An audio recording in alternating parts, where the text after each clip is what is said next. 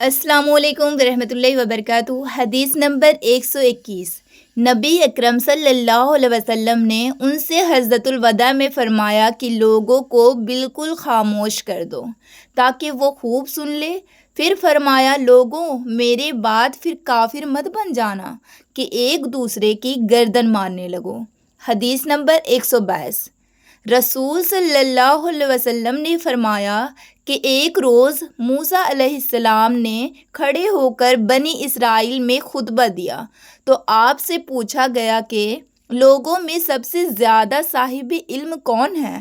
انہوں نے فرمایا کہ میں ہوں۔ اس وجہ سے اللہ کا غصہ ان پر ہوا کہ انہوں نے علم کو اللہ کے حوالے کیوں نہ کر دیا۔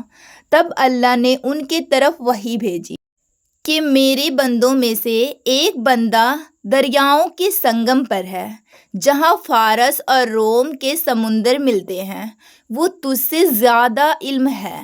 موسیٰ علیہ السلام نے کہا، اے پروردگار، میری ان سے ملاقات کیسے ہو؟ حکم ہوا کہ ایک مچھلی زنبیل میں رکھ لو، پھر جہاں تم اس مچھلی کو گم کر دو گے تو وہ بندہ تمہیں وہیں ملے گا۔ تب موسیٰ علیہ السلام چلے اور ساتھ اپنے خادم یوشع بن نون کو لے لیا اور انہوں نے زنبیل میں مچھلی رکھ لی۔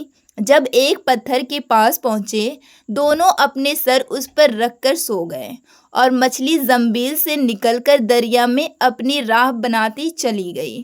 اور یہ بات موسیٰ علیہ السلام اور ان کے ساتھی کے لیے بے حد تعجب کی تھی۔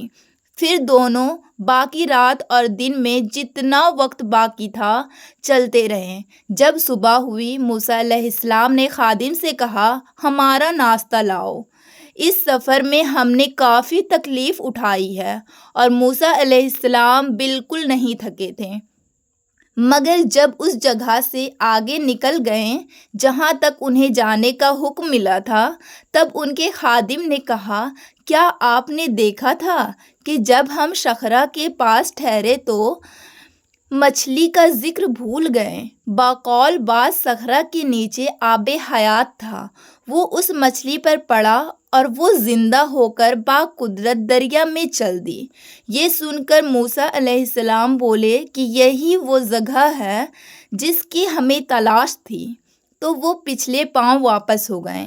جب پتھر تک پہنچے تو دیکھا کہ ایک شخص کپڑا اوڑھے ہوئے موجود ہے۔ موسیٰ علیہ السلام نے انہیں سلام کیا۔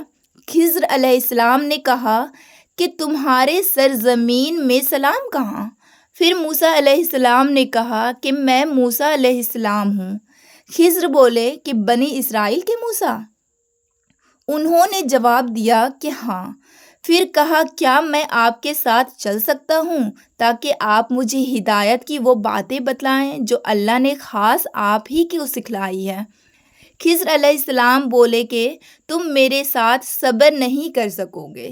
اسے موسیٰ، مجھے اللہ نے ایسا علم دیا ہے جسے تم نہیں جانتے، اور تم کو جو علم دیا ہے اسے میں نہیں جانتا۔ اس پر موسیٰ نے کہا کہ اللہ نے چاہا تو آپ مجھے صابر پاؤ گے اور میں کسی بات پہ آپ کی نافرمانی نہیں کروں گا۔ پھر دونوں دریا کے کنارے پیدل چلے۔ ان کے پاس کوئی کشتی نہ تھی کہ ایک کشتی ان کے سامنے سے گزری تو کشتی والوں سے انہوں نے کہا کہ ہمیں بٹھا لو۔ خضر علیہ السلام کو انہوں نے پہچان لیا اور بغیر کرایہ کے سوار کر لیا۔ اتنے میں ایک چڑیا آئی اور کشتی کے کنارے پر بیٹھ گئی۔ پھر سمندر میں اس نے ایک یا دو چونچ ماری۔ اسے دیکھ کر خضر علیہ السلام بولے کہ اے موسیٰ، میرے اور تمہارے علم نے اللہ کے علم میں سے اتنا ہی کم کیا ہوگا جتنا اس چڑیا نے سمندر کے پانی سے۔ پھر خضر علیہ السلام نے کشتی کے تختوں میں سے ایک تختہ نکال ڈالا۔ موسیٰ علیہ السلام نے کہا کہ ان لوگوں نے تو ہمیں کرایہ لیے بغیر مفت میں سوار کیا اور آپ نے ان کی کشتی کی لکڑی اکھاڑ ڈالی تاکہ یہ ڈوب جائے۔ خضر علیہ السلام بولے کہ کیا میں نے نہیں کہا تھا کہ تم میرے ساتھ صبر نہیں کر سکو گے؟ اس پر موسیٰ علیہ السلام نے جواب دیا کہ بھول پر میری گرفت نہ کرو۔ موسیٰ علیہ السلام نے بھول کر یہ پہلا اعتراض کیا تھا۔ پھر دونوں چلے۔ کشتی سے اتر کر ایک لڑکا بچوں کے ساتھ کھیل رہا تھا۔ خضر علیہ السلام نے اوپر سے اس کا سر پکڑ کر ہاتھ سے اسے الگ کر دیا۔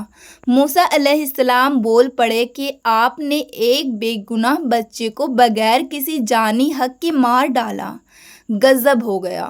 خضر علیہ السلام بولے کہ میں نے تم سے نہیں کہا تھا کہ تم میرے ساتھ صبر نہیں کر سکو گے؟ ابن عیینہ کہتے ہیں کہ اس کلام میں پہلے سے زیادہ تاکید ہے، کیونکہ پہلے کلام میں لفظ لکا نہیں کہا تھا، اس میں لکا زائد کیا جس سے تاکید ظاہر ہے۔ پھر دونوں چلتے رہے حتیٰ کہ ایک گاؤں والوں کے پاس آئے، ان سے کھانا لینا چاہا۔ انہوں نے کھانا کھلانے سے انکار کر دیا۔ انہوں نے وہیں دیکھا کہ ایک دیوار اسی گاؤں میں گرنے کے قریب تھی۔ خضر علیہ السلام نے اپنے ہاتھ کے اشارے سے اسے سیدھا کر دیا۔ موسیٰ بول اٹھے کہ اگر آپ چاہتے تو گاؤں والوں سے اس کا مزدوری لے سکتے تھے۔ خضر نے کہا کہ بس اب ہم اور تم میں جدائی کا وقت آ گیا۔ جناب محبوب کبریا رسول صلی اللہ علیہ وسلم فرماتے ہیں کہ اللہ موسیٰ پر رحم کرے۔ ہماری تمنا تھی کہ موسیٰ کچھ دیر اور صبر کرتے تو مزید واقعات ان دونوں کی بیان کیے جاتے اور ہمارے سامنے روشنی میں آتے، مگر موسیٰ علیہ السلام کی عجلت نے اس علم لدنی کے سلسلے کو جلد ہی منقطع کرا دیا۔ حدیث نمبر 123۔ ایک شخص رسول صلی اللہ علیہ وسلم کی خدمت اقدس میں حاضر ہوئے اور اس نے عرض کیا کہ یا رسول اللہ، اللہ کی راہ میں لڑائی کی کیا صورت ہے؟ کیونکہ ہم میں سے کوئی غصے کی وجہ سے اور کوئی غیرت کی وجہ سے جنگ کرتا ہے۔ تو آپ صلی اللہ علیہ وسلم نے اس کی طرف سر اٹھایا، اور سر اس لیے اٹھایا کہ پوچھنے والا کھڑا ہوا تھا۔ پھر آپ صلی اللہ علیہ وسلم نے فرمایا، جو اللہ کے کلمے کو سر بلند کرنے کے لیے لڑے وہ اللہ کی راہ میں لڑتا ہے۔ حدیث نمبر 124۔ رسول صلی اللہ علیہ وسلم سے رمی کے وقت پوچھا جا رہا تھا تو ایک شخص نے عرض کیا، یا رسول اللہ، میں نے رمی سے قبل قربانی کر لی۔ آپ صلی اللہ علیہ وسلم نے فرمایا، اب رمی کر لو، کچھ حرج نہیں۔ دوسرے نے کہا، یا رسول اللہ، میں نے قربانی سے پہلے سر منڈا لیا۔ آپ صلی اللہ علیہ وسلم نے فرمایا، اب قربانی کر لو، کچھ حرج نہیں۔ اس وقت جس چیز کے بارے میں جو آگے پیچھے ہو گئی تھی آپ سے پوچھا گیا، آپ صلی اللہ علیہ وسلم نے یہی جواب دیا، اب کر لو، کوئی حرج نہیں۔